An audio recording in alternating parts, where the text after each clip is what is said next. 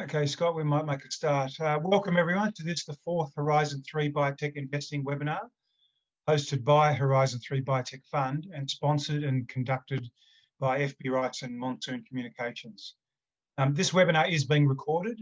And before we begin, the disclaimer: the purpose of this presentation is not to give financial product advice. If any financial product advice is given in the presentation, the standard disclaimers, that it is general advice only, apply. That is, it has been prepared without taking into account any person's objectives, financial situation or needs, and therefore you should consider the appropriateness of the advice in light of your own situation and requirements. Today, in response to many requests and questions, we'll be discussing and answering questions on the Horizon 3 Biotech Fund, including what drives Horizon 3 Biotech's investment decisions. And we have Scott Power again. We'll also fill you in on some of the companies on his buy list, and then we'll also answer any additional questions that come from you. So please use the Q&A function on your Zoom screen now or anytime, and we'll address as many of these as possible after we answer the pre-submitted questions. First, we'll do Matt on the Horizon, where I comment on some of the important developments impacting our sector and thus investment objectives. Last week, Amazon launched Amazon Pharmacy, an online storefront that will enable customers to purchase prescription drugs online and have them shipped to their homes.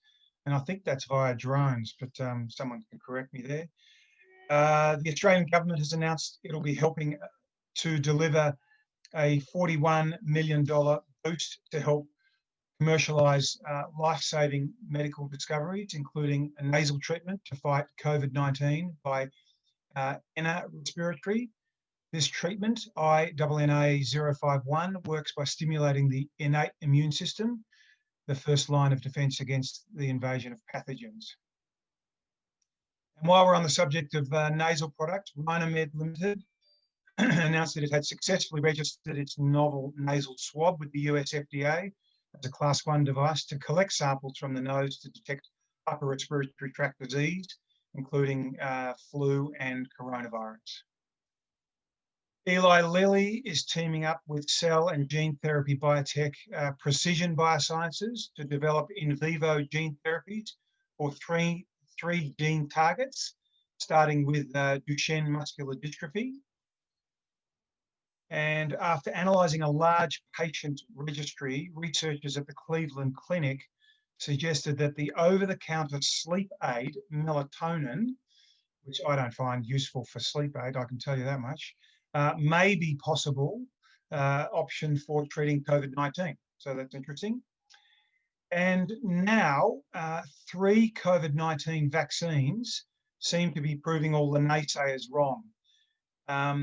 Everyone talks about how long vaccines take to happen, and I think warp speed might have really worked in this case. 2 of the mRNA vaccines, which we all probably know about, the Pfizer, Biotech, and Moderna, seem to have greater efficiency, 95% on very small numbers. However, the Oxford AstraZeneca vaccine will be or is being produced here by CSL here in Australia, only might have similar efficacy at the half then full dose. Once again, very small numbers.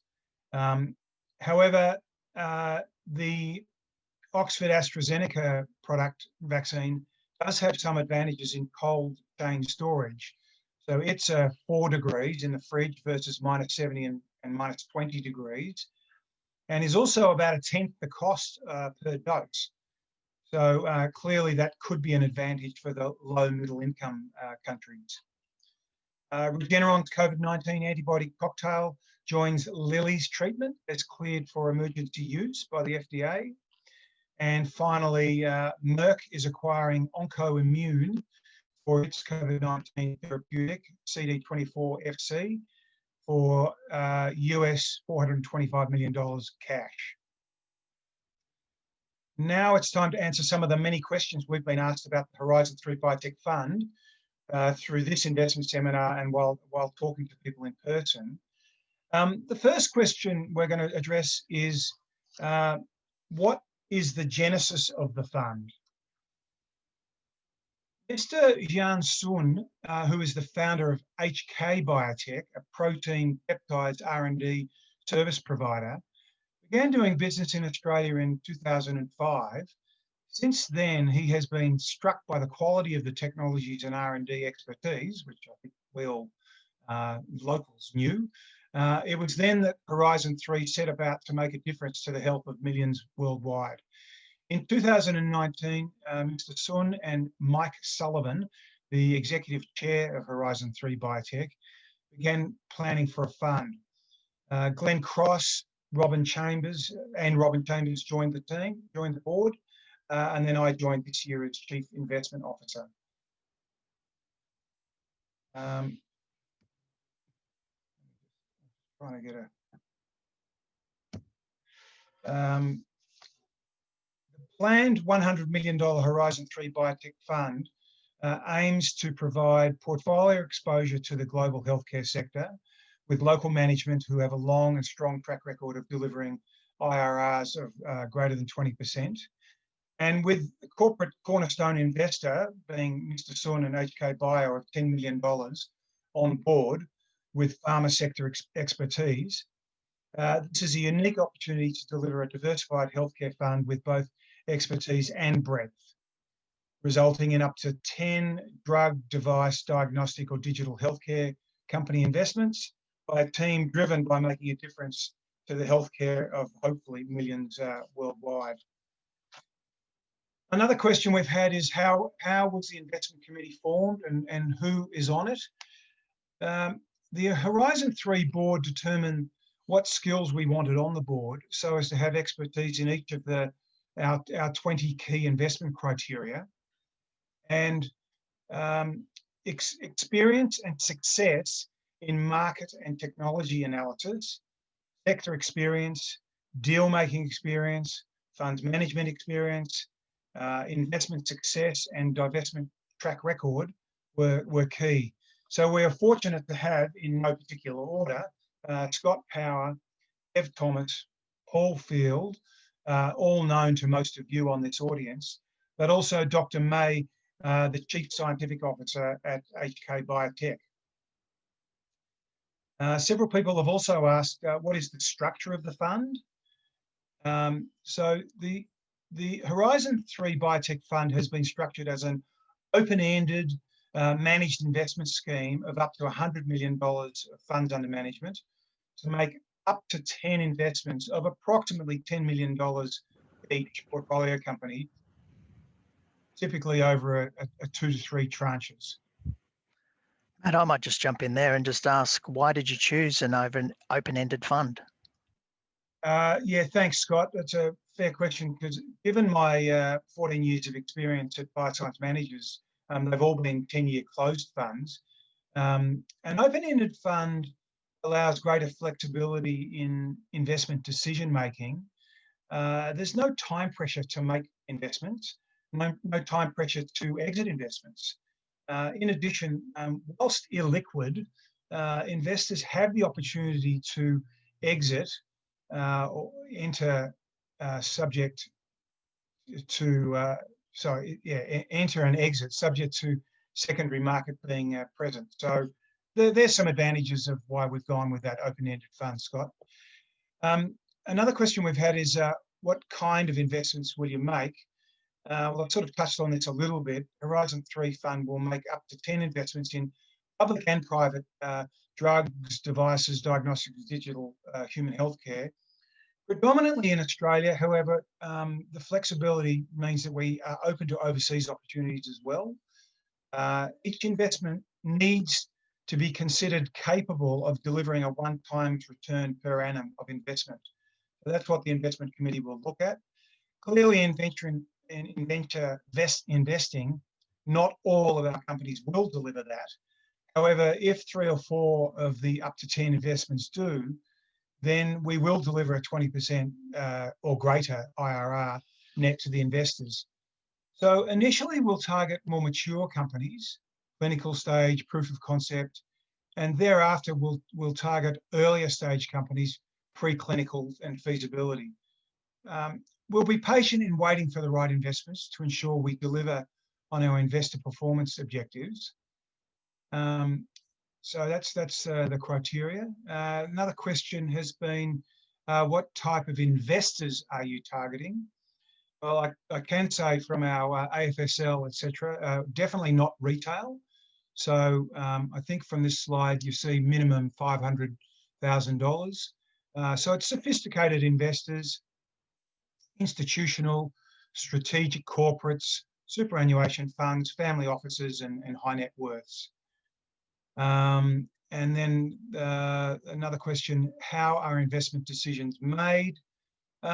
We're really looking at what we're calling our Achilles heel approach. We hone in first on why the company probably will not deliver, and we try to explore that. We have 20 areas of initial exploration. If we can't fast fail a company, then we will commence formal due diligence. So it's as simple as that, and then obviously then it's up to the investment committee.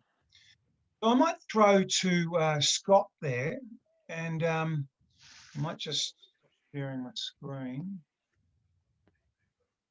I might throw to Scott there and ask, how does your or Morgan's selection process work to decide to take capital raisings or IPO mandates? Yeah, thanks, Matt. I guess it really comes down to two things, if I can just summarize it very quickly. We're really looking for good quality people. So given that we've been doing this for about 20 years, we've got a pretty good network, and we can identify the good people that are running these companies. And then secondly, it comes down to obviously having some technology that's got not only commercial significance, but technical significance. So in terms of deciding when we sort of bring these companies through, a lot of it comes back to investor sentiment and the mood of the market at the moment. So we sort of refer that to as the capital raising window. And certainly it's been open for about 6 months now. So, since March, since the start of the pandemic, we've seen a lot of companies work on vaccines, so that's obviously been of interest to the market. There's been a number of emergency capital raisings that we've seen across the sector. So if we look at the life science sector, from CSL right down to some of the smaller players in Australia, we've got about 160 listed players. I'd say at least 60% of those companies over the last 6 months or so have actually come to the market and raised money. So they're now well funded. And in a number of instances, really hitting some major milestones. If we look at a more macro level, you mentioned all the vaccines that are coming through. That's obviously created a lot of positive investor sentiment around the world. Governments around the world have been stimulating economies, so there's a lot of liquidity sitting there. So as I said, the window has been open, and my sort of guess is that it's going to stay open for quite a few months to come. So, we're very excited about, what's going to happen in the life science space over the next 6 months. So hopefully everyone is on this webinar. But previously you've mentioned Volpara and Mach7 as high quality companies that have resulted in successful investments for Morgan's clients. Can you explain the evolution of how each came to be Morgan's star picks? Yeah, sure. Two different stories, I guess, but both sort of in that imaging space. So we're particularly interested in software imaging. But if I think back to Volpara, that's been listed about 5 years.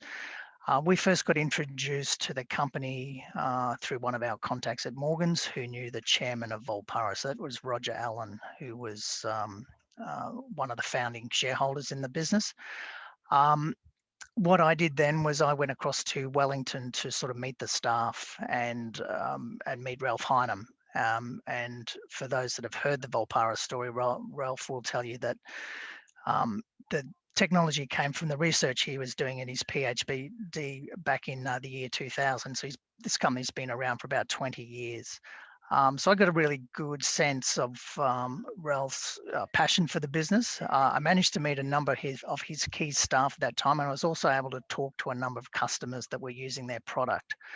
So it was all part of the due diligence process. So we then brought that company to market. Have done a number of subsequent raisings with them, and we've worked with one of the other broking firms as well. So it's been a joint effort. And earlier this year, if my memory serves me correct, I think it was about April, we raised another tranche of money for them. I think it was just under $40 million, and that was really to help them position themselves, not only to strengthen their balance sheet, but to target a number of key acquisitions that they have in mind. So that's the Volpara story, and we've had a very positive rating on that stock, and believe it's very well placed in terms of its technology, the people backing it, and what they're able to deliver in terms of the early detection of breast cancer. If we then move across to Max7, slightly different story there. So this was a reverse listing into a company. We got involved with this business probably about 3 years ago, but I'd known the CFO, Jenny Pilcher, for probably a decade or more. So we had been talking about that business for a while. We'd met the previous CEO, and he was a US-based medical device executive. He was a bit of a big picture man, and he had some big plans for the company, which didn't really materialize. Fortunately, their chief operating officer, Mike Lapron, was sitting in there behind him, and he was elevated to the CEO role. And Mike, also US based, but again has a much stronger operational background. So we really backed him. And in addition to that, my colleague Derek Jelnick from our Sydney office, he went over to the big radiology conference last year, RSNA. And again, he met a number of customers in this business, spoke to a number of the management team, and spoke to some of the competition as well. So we got a really good feel for Max7, and have since then done a couple of capital raisings. Again, the most recent capital raising was all about strengthening the balance sheet and enabling them to purchase a key acquisition, which they've done. And that has enabled them now to move forward and win a number of significant contracts. So, that Max7 share price from the first raise has basically doubled. But we've got very high hopes that over the next sort of 6 to 12 months, they'll secure more contracts, and we'll see that share price move higher. So they're two key picks on the Morgan's healthcare list. Yeah, well done on to you and the Morgan's team. So are there any companies that you consider might be at the beginning of such a journey like Volpara and Max7 at the moment? Well, pressure's on. Pressure's on. So let me give you 4 plays. Again, these are companies that Morgan's has had an involvement with. Let me just give you the sort of 20-word summary on these 4 companies. So the first one is ImpediMed. IPD is the code. It's involved with fluid management, or fluid measurement, I should say. They have a well-funded balance sheet. They're approaching break even within the next 18 months. There are a number of key catalysts coming which have really got the market excited, and it's to do with the publication of some key data for their area of interest, which is lymphedema. And once this data is published, that would be very useful to try and get the private payers and possibly get into some cancer guidelines.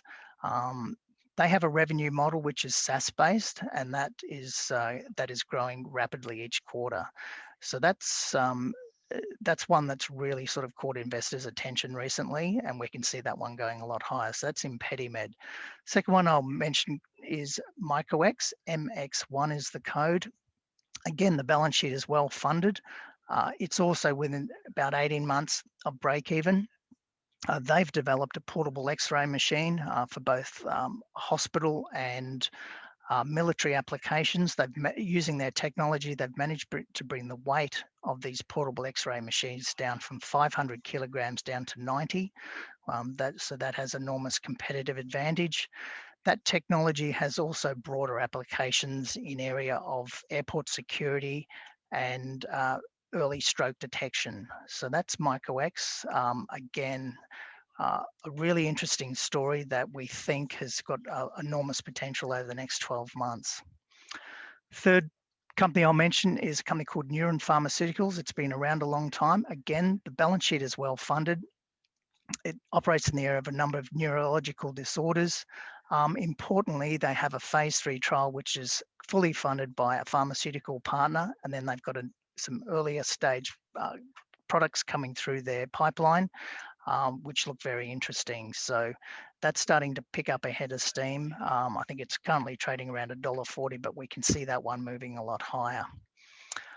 Fourth company I'll just mention finally is a very small company. It's a company called Opal. OPL is the code. It's also well funded, and it operates in the area of artificial intelligence and gathering real world data. And that's very useful for a number of the health companies in terms of determining their marketing strategy and also helping with patient recruitment and clinical trial prediction. So there are 4 little stories that we think have got the potential to see a significant share price move over the next 6 months or so, Matt. That's great, Scott. Thank you very much for sharing that with us and the audience. So we are going to take additional questions. I note that there are none coming through as yet. So if you do have a question, it's highly likely to be asked or answered. In the meantime, while people are thinking about their questions, there was one, I think, from our very early webinar, was to do with MD-SAP. I think I got it mixed up and called it something else, but there was interest on, some people will know it, some people won't, but it's useful for, MD-SAP stands for Medical Device Single Audit Program. So it allows an MD-SAP recognised auditing organisation to conduct a single regulatory audit of a medical device manufacturer that satisfies the relevant requirements of a regulatory authority participating in the program. So international partners that are participating in the MD-SAP include the TGA, Brazil, Health Canada, Japan's Ministry of Health, the US FDA, and I didn't see the EU, so I'm not sure, but maybe Scott, or if anyone wants to comment on the Q&A or chat line, they'd be welcome to fill us in on that. Now, I don't see any questions yet, so oh, here we go. We've got 2 questions. So can you tell me more about the Opal company? Like a lot of these health tech companies, does it have a high cash burn?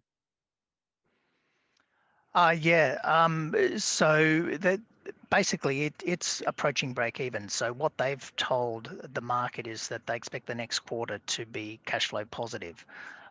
So after a number of periods of negative cash, they've managed to turn that round. They've got a number of key customers, and one of their key customers is Bristol Myers Squibb. So they've done a lot of work with them, and a very sticky client, and they expect that they'll be able to generate some more revenue from them. They're also applying for a number of government grants, particularly around clinical trial prediction. You can imagine that with a lot of these vaccines and therapeutics coming through, that trying to pick the right company to back, or the right clinical trial to back, is important. And also as clinical trials start back up, one of the key failure points is poor clinical trial or poor patient selection. So that's a very important aspect for pharmaceutical companies. So it's as I said, it's a small company, but it's really well worth having a close look at. Okay, thanks for that, Scott. Next question is from Mark, directed to me. You may, assuming $100 million is raised, how much will be drawn down on day one? We will draw, investments will be upfront, and we will put that to good use in the market as we select our portfolio companies. So thanks, Mark. And then Graham has asked, is IMU, Imugene, too early stage for you. I presume you're talking about the fund there. No, Imugene is definitely not too early stage for us, because the Horizon 3 Biotech Fund will look at preclinical, just later preclinical products. So Imugene definitely falls into the remit for Horizon 3 Fund. Scott, has Morgans looked at Imugene? We haven't had a formal look at it, but it's certainly one that we get a lot of questions on. Yeah. So Leslie Chung runs that one, and it's well capitalised. Again, I think they've recently had some very good news, which has sort of seen their share price, double, I think. Yeah, so it certainly does look exciting. Yeah, I echo that. I think I heard the other day that it had some FDA good news. So, okay, we've got one more question that's just popped in. Are you looking to buy on? Sorry, Matt, you may have missed it before. Are you looking to buy on market or wait until large capital raises? Also, do you look at pre-IPO and IPO stuff? Yes, we prefer to buy, invest directly into a company. So we will do pre-IPO and we will do IPO. We very much prefer to invest into a company so that they have additional capital. But if the company hits all our investment criteria and they don't need extra capital, then we may find ourselves buying on market. So thank you. That was a good question. Look, there are no more questions. So I'd like to thank you to the audience. Your feedback and questions are most welcome. If you feel we can improve or you have a suggestion for content, please don't hesitate to email me at matt@horizon3biotech.com. Our thanks go to FB Wright and Monsoon Communications for sponsoring and hosting this webinar. And finally, thanks to you, Scott, for joining me. And I'll see you all again same time in a fortnight for the last in our, possibly the last in our webinar series for 2020. Stay safe, everyone. Thanks, Matt. Cheers, Scott. Okay, bye.